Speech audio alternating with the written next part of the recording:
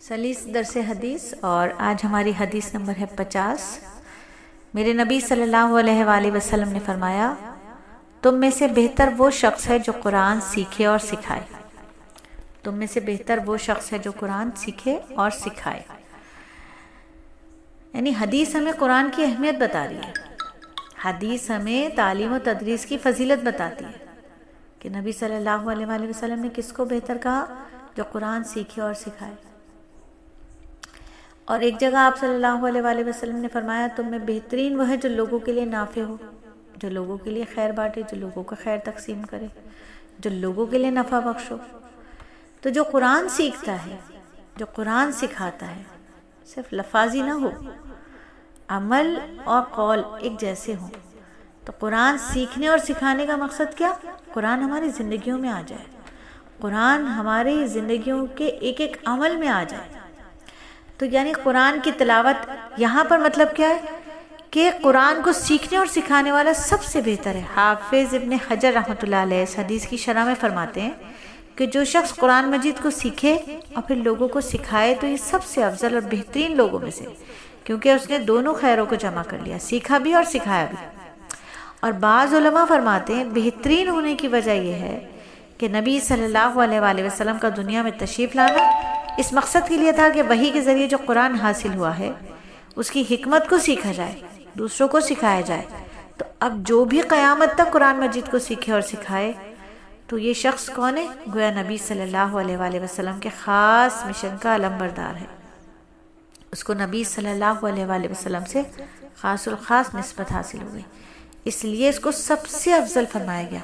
मुल्ला अली कारी रहमतुल्लाह अलैह फरमाते हैं कि अंबिया इकराम के बाद ये लोग बेहतरीन हैं जो कलाम अल्लाह को सीखें और फिर सिखाएं, मगर इस सीखने और सिखाने में इखलास और रज़ा इलाही को सामने रखना है। दुनिया की कोई गर्ज ना हो, दुनिया की कोई गर्ज ना हो।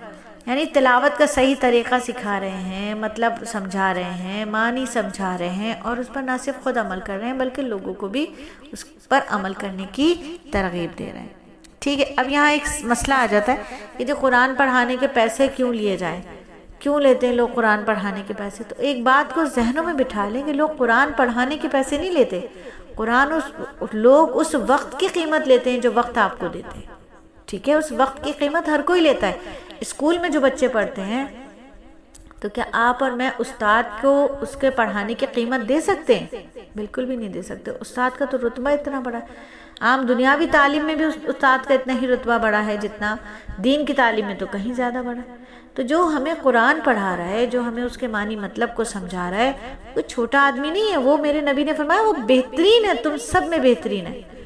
और अगर वो अपने उस वक्त की कीमत आपसे ले रहा है, अपने घर से चल कर आ रहा है, पेट्रोल लगा कर आ रहा है, अपने बीवी बच्चों को छोड़ कर आ रहा है, घर की ज़रूरियात के लिए अपने वक्त को वो आपको दे रहा है, तो उसका हक़ है कि आप उसे पैसे दें, आप उसे तनख्वाह दें, आप उसे अच्छा मुआवजा दें, इज़्ज़त अदब एहतराम के साथ दें, सादत समझें।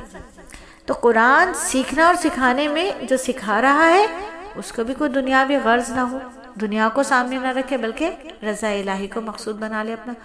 तो जो इल्म उसे मिला दूसरों को सिखा रहे हैं ना, एक तो उसने सीखा, अजर कमाया, अब सीखने के बाद वो दूसरों को सिखा रहा है, आगे मुंतकिल कर रहा है, चाहे वो बच्चों को पढ़ाना ही क्यों ना हो, घर वालों को समझाना हो, एक आयत ही क्यों ना हो, एक आयत भी अगर कोई आपको और मुझे सिखा रहा है तो वो हम सब में बेहतरीन है, क्योंकि वो इस हदीस के मतलब, इस हदीस के मिस्दाक हो गया कि मेरे नबी ने फरमाया तुम में बेहतरीन वो है जो कुरान सीखे और सिखाए।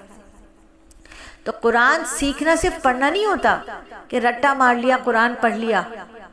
कुरान कह क्या रहा है, असल चीज़ है उसको समझना और असल चीज़ है उस पर अमल करना। दूसरों को सिखाना भी बहुत बड़ा सदका जारी है। ये तो ऐसे ना जैसे चिराग से चिराग जलता रहे तो पहले चिराग की रोशनी कम नहीं होती, ख़त्म नहीं होती। तो ये जो कुरान सीखने और सिखाने का अमल है, ये तो मरने के बाद भी इसका अजर मिलता रहेगा। कुरान का जो इल्म है वो सबसे अफजल इल्म है और इसका सिखाने वाला सबसे बेहतरीन शख्स है। तो कुरान के साथ जो जुड़ जाता है, सीखने और सिखाने के हल्का से जुड़ जाता है, वो अल्लाह के नज़दीक बेहतरीन इंसानों में शुमार होता है। तो अल्लाह रब्बुल इज़्ज़त मुझे और आपको मरते दम तक बेहतरीन इंसानों में शामिल रखे। हम लोग कुरान को सीखने और सिखाने के हल्का से ज़िंदगी की आखिरी सांस तक जुड़े रहें। आमीन और सुमा आमीन।